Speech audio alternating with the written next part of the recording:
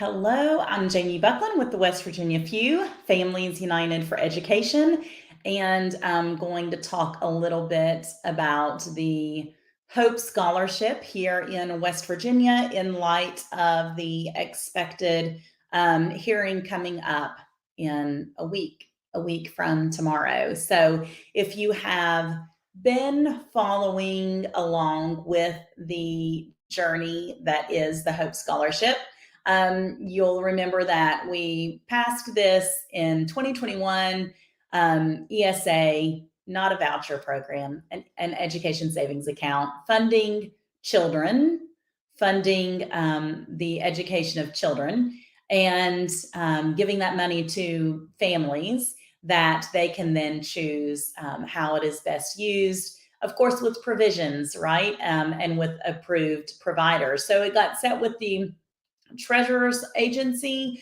the treasurer's office, that the government agency, and they were tasked with overseeing that and contracting a program manager, which they did with Step Up for Students. And late last summer, we found that we had the intent to sue, and then the lawsuit was brought earlier this year, and the Hope Scholarship applications got up and running early there. I guess it would have been late winter, early spring, and we saw over 3,000 applications submitted. And then on July 6th, Judge Tabbitt not only granted a preliminary injunction, effectively pushing pause on the program, but also ruled the Hope Scholarship law unconstitutional. And so there were some back and forth motions made after that, right? A request for a stay, which would have effectively allowed us to, in some way, shape, or form, possibly see families have access to those funds for the 22-23, or at least the 22 semester. And those were denied. And then it was, with the intermediate courts, so on, what have you. But leading up to the here and now, the Supreme Court of West Virginia is set to listen to oral arguments on Tuesday, October the 4th at 11:30 that morning. And so what's happening? What do parents need to know? What do the providers need to know? And then more importantly, when Tuesday has come and gone, what should we be expecting, and when should we be expecting some type of update after that? So I'm not an attorney, and I do not understand all of the your turn to talk, your turn to file, my turn to file, what is due, that entire process. But my understanding is that both sides needed to turn in their information to the courts, leading up to that hearing, and that the opposition to us, if you will, did that by last Friday, their response. And there are some articles out on that. I'm going to do my best to drop all of that in the comments to this live stream when I wrap up. And so the opposition is, of course, sticking to their posture towards this, and their arguments that this is incentivizing a family to leave public education in pursuit of an alternative, and therefore it would be keeping the state from providing a thorough and efficient education. And so they have done that, and again, I'll post some links for you to read more about that.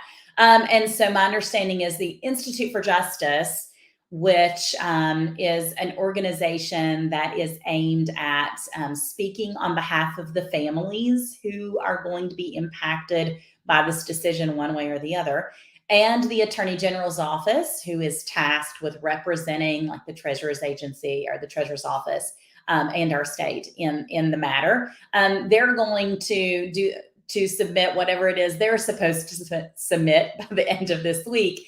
And then on Tuesday, there will be a time for the arguments to be given. And after that, my understanding from talking with others in the coalition is that we should expect to hear an answer by Thanksgiving. To the families who have been on this journey with us, from hearing about Hope Scholarship, going through gathering your birth certificate and gathering a proof of residency and figuring out how to get that into one document and getting your application submitted, to those who have tried to figure out where are you going to go, how are you going to use those funds, like all of the work that we were putting into this leading up to July, to the providers who were gathering their information and ensuring background checks and ensuring that their expenses qualified in the list of qualified expenditures for Hope Scholarship. To those parents and to providers, I just want you to know that as a parent of a Hope Scholar and as a provider, as headmistress of a classical academy here in Southern West Virginia, I see you and I know that this has not been ideal in any way. But I would just say that this is a fight for school choice expansion in the Mountain State. And if we look to our friends in Arizona who are in the midst of their battle for their universal ESA, it's a process. And part of that process is showing the state that parents expect this. They expect to be in a state that provides opportunity instead of limiting opportunity. They expect to be in a state that listens to elected officials who voted for this and passed it and made it law. And for providers who are doing business in this state and are trying to meet the demand, we are trying to be a part of that voice, right? And that's the work of the few, to make sure that for parents and for providers that we are communicating to those in those other levels, that we want this and we're here for this fight, and that we understand it's going to be a process. But I just want to acknowledge that it has not been ideal, and that it may feel like you're kind of just waiting for information. Of course, we here at The Few have been trying to simultaneously fundraise to stay in the game. So it's been a little bit of a juggling act over the last couple of weeks. But on Tuesday, we will hear those arguments, and we expect to have a ruling by Thanksgiving. So then what? Anything that I would say at this point would be 100% conjecture. I do not know. I don't know if it is overruled, right? The unconstitutional ruling, if that is overruled, if we get to just like pick up where we left off and we start getting providers signed up, since there weren't very many that were able to get signed up before the injunction was placed. I don't know. I don't know if it is not overruled, what we would plan to do with the legislature. There isn't anything that I could offer up here that would bring any satisfying answers. They would all be unsatisfying because I just do not know what is expected in light of that answer. So what we are committed to doing is doing our best to keep you up to date on the happenings. I'm not sure if I will be able to attend on Tuesday or not.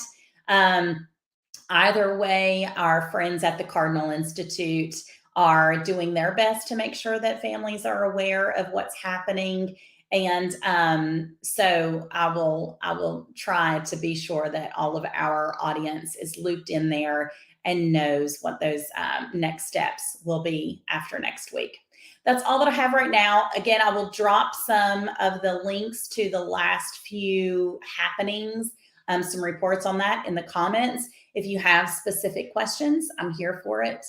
Feel free to reach out. Again, Jamie with the West Virginia Few. To parents and to providers, I see you, I hear you. I'm sorry I don't have more satisfying answers, but I do appreciate you being part of the fight for K-12 education transformation in the Mountain State.